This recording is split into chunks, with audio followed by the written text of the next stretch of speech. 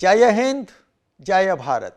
दोस्तों, नेताजी सुभाष की गौरव गाथा के भाग 7 में आपने देखा जर्मनी में सुभाष की हिटलर से भेंट कैसी रहती है, और जब उन्हें एहसास होता है कि भारत की स्वतंत्रता के संग्राम में जर्मनी में बैठकर कोई विशेष योगदान देना संभव नहीं है, तो वे पूर्वी एशिया जाने की ठान लेते हैं। 3 महीने की वो पनडुब्बी यात्रा कैसी थी वो जानेंगे आज। 8 फरवरी 1943 को सुभाष बर्लिन से चलते हैं, लेकिन चलने से पहले अपने बड़े भाई शरत बोस को एक खत लिखते हैं और यह खत अपनी पत्नी एमिली शेंकेल को सौंप देते हैं। नेताजी ने पत्र में लिखा, आज फिर खतरों से भरे मार्ग के लिए निकल रहा हूं, लेकिन इस बार घर की ओर। संभव है मैं मंजिल तक नहीं पहुंच पाऊं। यदि किसी ऐसे संकट का सामना होता है तो इस जीवन में मैं आपको कोई और समाचार नहीं दे सकूंगा, इसलिए मैं यहां अपनी खबर छोड़कर जा रहा हूं। कुछ समय बाद आपको मिल जाएगी। मैंने यहां विवाह कर लिया है और मेरी एक बेटी भी है। मेरे बाद मेरी पत्नी और बेटी को भी यूं ही प्यार दीजिएगा जैसा सारा जीवन आपने मुझे दिया है। दोस्तों, उस समय हृदय में कैसी भावनाएं उठ रही होंगी, कैसी सुनामी उठ रही होंगी और किस प्रकार उन पर काबू किया होगा दोनों ने, सोचकर दिल भर आता है। इसके बाद नेताजी बर्लिन से रेल के द्वारा कील के लिए निकल पड़ते हैं। कील जर्मनी के उत्तर में एक बंदरगाह शहर है। कील से उन्हें पनडुब्बी पकड़नी थी और अपने एक सहयोगी को साथ ले जाने की अनुमति भी मिली थी। इसके लिए उन्होंने चुना था आबिद हसन को। 9 फरवरी को दिन निकलने से पहले नेताजी कील पहुंच जाते हैं। वहां बंदरगाह पर जर्मन पनडुब्बी U-180 उनका इंतजार कर रही थी। पनडुब्बी के कप्तान वर्नर मुसनबर्ग नेताजी का स्वागत करते हैं और जैसे ही नेताजी और आबिद हसन पनडुब्बी पर चढ़ते हैं, ये अपने लक्ष्य की ओर चल पड़ती है। इतिहासकार क्रिस्टोफर बेली और टिम हार्पर लिखते हैं, अंग्रेजों के लिए डर का कारण था उनका सबसे पक्का और साधन संपन्न शत्रु चल पड़ा था। यह एक संयोग ही था कि उसी दिन यानी 9 फरवरी 1943 को पुणे के आगा खां पैलेस में नजरबंद गांधी जी अंग्रेजों के विरुद्ध अनशन शुरू कर देते हैं। लेकिन अल अलमीन और स्टेलिनग्राद में मिली जीत के नशे में चूर ब्रिटेन के प्रधानमंत्री चर्चिल कहते हैं, पूरे विश्व में हमारी जीत के समय हम उस तुच्छ बुढ़े व्यक्ति के आगे घुटने नहीं टेक सकते जो सदैव हमारा दुश्मन रहा है। और भारत के वायसराय लिनलिथगो का अनुमान था कि यदि भूख हड़ताल करते हुए महात्मा गांधी की मृत्यु हो जाती है तो 6 महीने के लिए स्थिति बिगड़ेगी, जो धीरे धीरे ठीक हो जाएगी। लिनलिथगो गांधी जी के बारे में बेहद अपमानजनक टिप्पणी करते हैं।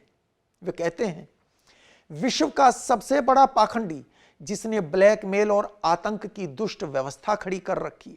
दोस्तों, ब्रिटेन के प्रधानमंत्री और भारत के वायसराय के बयानों से स्पष्ट था कि अंग्रेज सरकार हर प्रकार से लड़ने के लिए तैयार थी। ऐसे समय में जब भारत छोड़ो आंदोलन लगभग समाप्त हो चुका था, तब एक अजेय योद्धा जर्मनी से निकल पड़ा था अंग्रेजों से 2-2 हाथ करने।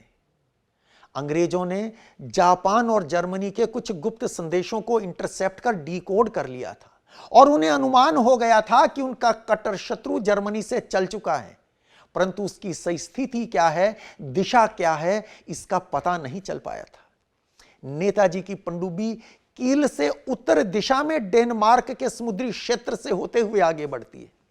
मेरे पीछे ये मैप आप देख रहे हैं। इस मैप की मदद से समझेंगे नेताजी की वो यात्रा कैसे शुरू हुई और कहां कहां से होती हुई वो पनडुब्बी आगे बढ़ती है। ये जर्मनी है दोस्तों। यहां बर्लिन से नेताजी चलते हैं और यहां इसके उत्तर में यहां ये कील शहर था। यहां तक वो ट्रेन से गए थे और यहां से पनडुब्बी लेके फिर उत्तर की दिशा में बढ़े। ये डेनमार्क है। डेनमार्क के ईस्ट से होती हुई ये पनडुब्बी आगे बढ़ती है और फिर नॉर्वे के नीचे से ये पश्चिम की ओर मुड़ती है और ये नॉर्वे का दक्षिणी शहर क्रिस्टियनसैंड, यहां क्रिस्टियनसैंड से होती हुई आगे बढ़ती है और नॉर्थ सी में प्रवेश करती है। फिर स्कॉटलैंड के उत्तर और आइसलैंड के दक्षिण में स्थित जलडमरू मध्य से गुजरती हुई दक्षिण दिशा की ओर बढ़ती है। यह आइसलैंड है और यह स्कॉटलैंड है। यहां से गुजरती है और फिर दक्षिण की ओर मुड़ जाती है। यह सारा समुद्री क्षेत्र शत्रु सेनाओं के जबरदस्त प्रभाव वाला क्षेत्र था। जरा सी चूक जीवन का अंत करने के लिए काफी थी, लेकिन नेताजी हर संभव खतरे से निपटने के लिए तैयार थे। स्पेन के समुद्र तट के निकट पहुंचकर पनडुब्बी एक टैंकर से फ्यूल लेती है और आगे बढ़ती है। यह देखेंगे, यह स्पेन है। जब पनडुब्बी स्पेन के निकट पहुंचती है, फ्यूल की जरूरत थी, यहां किसी टैंकर से फ्यूल लेती है और फर्दर साउथ की ओर बढ़ती रहती है।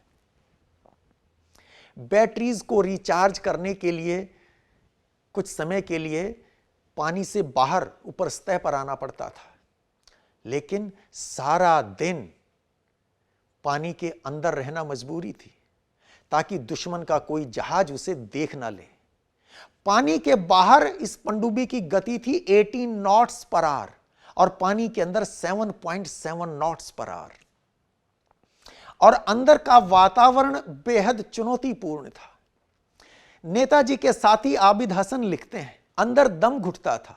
डीजल की गंध, हवा, भोजन व कंबल सभी में घुली हुई थी। नेताजी को पैसेज के पास बेहद छोटी सी जगह में बिस्तर मिला था। पहली बार ही भोजन को देखकर दिल बैठ गया। चिपचिपा बीफ और नमी से भरा ब्रेड किसी भी तरह खाने के लायक नहीं थे। आबिद हसन आगे लिखते हैं, मैंने रसोई में जाकर देखा, वहां चावल और कुछ दालें थी। मैंने खिचड़ी बनाई, लेकिन समस्या यह थी कि चावल और दाल का भंडार सीमित था और नेताजी को जर्मन अधिकारियों के साथ खिचड़ी बांटकर खाना बहुत अच्छा लगता था। यानी ये चावल और दाल भी अब ज्यादा देर चलने वाले नहीं थे। पनडुब्बी के सफर में कितनी भी मुश्किलें क्यों ना हो, परंतु नेताजी पूरी तरह स्थित प्रज्ञ थे। वे जीवन के हर पल को देश के लिए उपयोगी बना रहे थे। उन्होंने आबिद हसन से कहा, अपना टाइपराइटर निकालो और काम पर लग जाओ। नेताजी सुभाष अपनी पुस्तक द इंडियन स्ट्रगल के नए संस्करण पर काम कर रहे थे। इस तरह कुछ सप्ताह निकल गए। इसके बाद वे आने वाली चुनौतियों की तैयारियों में लग गए। उन्होंने आबिद हसन से कहा, खुद को तोजो समझो और मुझसे कठिन से कठिन प्रश्न पूछो ताकि मैं अच्छे से अपने उत्तरों की तैयारी कर सकूं। जापान सरकार से नेगोशिएट करते समय यह तैयारी बहुत काम आएगी। दोस्तों, तोजो उस समय जापान के प्रधानमंत्री थे, जिन्हें द्वितीय विश्व युद्ध में जापान की हार के बाद इंटरनेशनल मिलिट्री ट्रिब्यूनल द्वारा फांसी दे दी गई थी 23 दिसंबर 1948 को। नेताजी सुभाष पनडुब्बी में बैठे बैठे सोच रहे थे कि ब्रिटिश इंडियन आर्मी के वे जवान जिन्हें जापान ने युद्धबंदी बना रखा था, उनसे कैसे बात की जाए कि जिससे वे खुशी खुशी इंडियन नेशनल आर्मी में शामिल होने के लिए तैयार हो जाएं। वे आने वाले दिनों में उन जवानों के सामने दिए जाने वाले अपने भाषण लिख रहे थे, समय से आगे की सोच रहे थे। वे इंडियन नेशनल आर्मी में महिला रेजिमेंट खड़ी करने की योजना बना रहे थे। आबिद हसन ने नेताजी से कहा, भारतीय महिलाएं अंग्रेजों के विरुद्ध लड़ने के लिए तो तैयार हो जाएंगी, लेकिन साड़ी और सलवार कमीज छोड़कर पैंट व बुशर्ट नहीं पहनेंगी। तब नेताजी ने कहा था, मैं उन्हें फौजी वर्दी पहनने के लिए मना लूंगा। 18 अप्रैल 1943 को दक्षिणी अटलांटिक महासागर में पश्चिमी अफ्रीका के किनारे पनडुब्बी की नजर एक ब्रिटिश मर्चेंट शिप SS कॉर्बिस पर पड़ती है। पनडुब्बी से तुरंत टारपीडो दाग दिए गए। पल भर में वो जहाज आग की लपटों से घिरा था। आबिद हसन ने देखा कि जहाज से जान बचाकर भागने वाले भारतीय और मलेशियन कच्ची पक्की नाव पर सवार थे, जबकि अंग्रेज क्रू मेंबर्स के पास असली लाइफ बोट थी। यानी अंग्रेजों ने अपनी सुरक्षा की तो पूरी व्यवस्था की थी, लेकिन उस शिप पर काम करने वाले भारतीय और मलेशियन कर्मचारियों को उनके हाल पर छोड़ दिया गया था। 2 दिन बाद एक और ब्रिटिश कार्गो जहाज से इनकी पनडुब्बी का सामना होता है। उस जहाज ने पनडुब्बी को देख लिया और इसे टक्कर मारने की कोशिश की। सबकी सांसें फूल गई, परंतु नेताजी सुभाष सब खतरों से बेपरवाह आबिद हसन को डिक्टेशन दिए जा रहे थे और आबिद हसन का ध्यान कहीं और था, सामने मौत नजर आ रही थी। नेताजी के साहस की प्रशंसा करते हुए पनडुब्बी के कैप्टन मसनबर्ग ने क्रू मेंबर से कहा था, खतरे के समय बोस की तरह स्थिर आचरण करना सीखो। वो जर्मन यू बोट अटलांटिक महासागर में अपने साहसिक कारनामे दिखाकर केप ऑफ गुड होप से घूमकर पूर्व दिशा में हिंद महासागर में दाखिल हुई। पीछे ये मैप है, पहले हमने यूरोप के मैप को देखा था, अब ये विश्व का मानचित्र है। इसकी मदद से देखते हैं कि कैसे यात्रा आगे हुई उस पनडुब्बी की।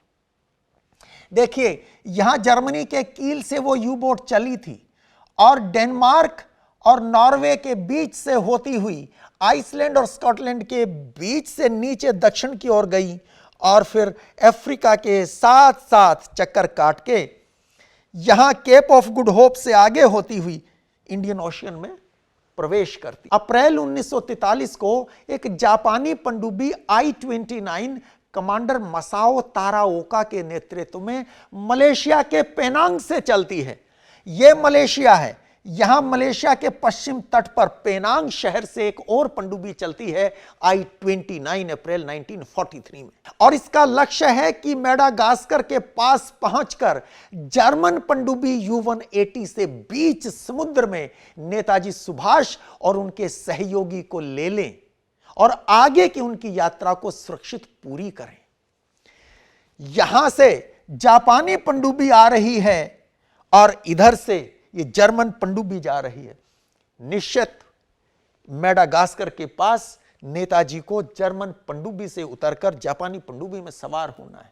26 अप्रैल 1943 को मेडागास्कर से 400 नॉटिकल माइल्स दूर 25 डिग्री साउथ लैटिट्यूड और 60 डिग्री ईस्ट लॉन्गिट्यूड पर जर्मनी और जापानी पनडुब्बी एक दूसरे को पहचान लेते हैं। यहां से गुजरता है तकरीबन 60 डिग्री ईस्ट लॉन्गिट्यूड और 30 डिग्री साउथ लैटिट्यूड जाता है यहां से कहीं। तो यहां कहीं जब जर्मन पनडुब्बी पहुंचती है, उधर से जापानी पनडुब्बी आती है, एक दूसरे को पहचान लेते हैं। जब दोनों पनडुब्बियां अपने पूर्व निर्धारित मिलन के स्थान पर पहुंची तो पानी से बाहर आई और देखा मौसम बेहद खराब था, समुद्र में तूफान आया हुआ था। ऐसे में यात्री को एक पनडुब्बी से उतारकर दूसरी पर ले जाना असंभव था, इसलिए दोनों पनडुब्बियां साथ साथ चलने लगी। जर्मन पनडुब्बी भी ईस्ट की तरफ और जापानी पनडुब्बी भी मुड़ के वापस ईस्ट की तरफ, दोनों साथ साथ चलती हैं। 28 अप्रैल की सुबह लहरें अभी भी बहुत ऊंची थी, लेकिन नेताजी को जर्मन पनडुब्बी से उतारकर जापानी पनडुब्बी में चढ़ाने का निर्णय ले लिया गया, क्योंकि देर तक पानी के बाहर रहना खतरे से खाली नहीं था। एक रबड़ की डोंगी पर नेताजी और उनके सहयोगी आबिद हसन चढ़ जाते हैं। पानी में पूरी तरह भीगे हुए नेताजी जब जापानी पनडुब्बी पर चढ़े तो उसके कर्मचारियों ने बड़ी गर्मजोशी से उनका स्वागत किया। दूसरे विश्व युद्ध में यह पहला उदाहरण था दोस्तों, जब बीच समुद्र के एक पनडुब्बी से दूसरी पनडुब्बी में यात्रियों का सफलतापूर्वक स्थानांतरण किया गया था, और वो भी सिविलियंस का, कोई सैनिक नहीं थे। और उस जगह पर हुआ जहां दुश्मन आकाश और समुद्र दोनों में ही कहीं अधिक मजबूत स्थिति में था। दूसरे विश्व युद्ध में 75% जर्मन पनडुब्बियां डूब गई थी, और ये U-180 भी, जिसमें नेताजी सवार होकर यहां तक आए थे, अपने अगले मिशन में यह भी दुश्मन द्वारा नष्ट कर दी गई थी। और वो जर्मन सीमैन जो इस पर सवार था और जिसने नेताजी के फोटो खींचे थे, उसने ये फोटो अपनी मां के पास ये कहकर छोड़े थे इस मिशन के बाद जब वो घर पहुंचे, किसी दिन भारत से कोई इनके बारे में पूछने आएगा। और फिर जब अगले मिशन पर वो गया तो इस पनडुब्बी के साथ वो भी मारा गया। जर्मन पनडुब्बी के अधिकारी और कर्मचारियों का व्यवहार नेताजी के साथ बहुत शिष्ट रहा था, लेकिन जापानी पनडुब्बी पर पहुंचकर तो उन्हें ऐसा लगा मानो वे घर ही पहुंच गए थे। कमांडर तेरेओका ने अपना केबिन नेताजी को दे दिया था। साउथ ईस्ट एशिया के रास्ते में I-29 भारत के दक्षिणी तट से होकर गुजरती है। जब आगे वो जापानी पनडुब्बी जाती है तो भारत के तट के पास से जाती है। क्या बीती होगी नेताजी पर जब 2 साल के बाद वे भारत के इतने पास से गुजर रहे थे पर अब भी भारत में नहीं जा सकते थे। उधर पेनांग में अफवाह उड़ चुकी थी कि नेताजी सुभाष आने वाले हैं। नेताजी जानते थे कि अभी खुद को जनता के सामने पेश करने का समय नहीं आया था, इसलिए वे पनडुब्बी को मलेशिया के पेनांग ले जाने की बजाय सुमात्रा के उत्तर में स्थित एक छोटे से टापू सबांग पर ले जाते हैं। देखिए, यह विश्व का नक्शा है। हम एशिया के नक्शे से आगे की यात्रा को समझेंगे कि कैसे सबांग से टोक्यो तक नेताजी पहुंचते हैं। यह देखिएगा, यह सुमात्रा है, इसके उत्तर में यहां यह सबांग टापू है। यहां ले जाने का निर्णय होता है जबकि चली थी ये जापानी पनडुब्बी, जब नेताजी को लेने चली थी तो ये कहां से चली थी? मलेशिया के पेनांग से। यहां पेनांग, यहां चर्चा यह थी कि नेताजी सुभाष आने वाले हैं, लेकिन सुरक्षा की दृष्टि से निर्णय ले लिया गया कि जब यह बात लोगों को पता चल चुकी है तो अब पेनांग नहीं जाना है, सबांग जाएंगे। आखिर 6 मई 1943 को नेताजी जापानी पनडुब्बी I-29 से सुरक्षित सबांग के बंदरगाह पर पहुंच जाते हैं। I-29 ने इतिहास रच दिया था। यह बात और है कि आगे चलकर जुलाई 1944 में फिलीपींस के निकट यह पनडुब्बी भी एक अमेरिकी हमले में नष्ट कर दी गई थी। लगातार 87 दिन तक पनडुब्बी में रहकर नेताजी ने हर खतरे का सामना किया था, अथाह शारीरिक कष्ट सहे थे। पनडुब्बी से उतरने से पहले नेताजी ने सभी क्रू मेंबर्स के साथ फोटो खिंचवाई। नेताजी के मित्र यामामोतो, जो जर्मनी में जापान के मिलिट्री अटैची थे, वे पहले ही सबांग बंदरगाह पर पहुंच गए थे। नेताजी का स्वागत करने के लिए आगे खड़े थे। कुछ दिन नेताजी सबांग में आराम करते हैं और उसके बाद टोक्यो जाने के लिए एक छोटे से जापानी लड़ाकू विमान में सवार होते हैं। पेनांग से साइगॉन, मनीला, ताइपेई होते हुए उनका विमान 16 मई 1943 को टोक्यो पहुंचता है। कैसे?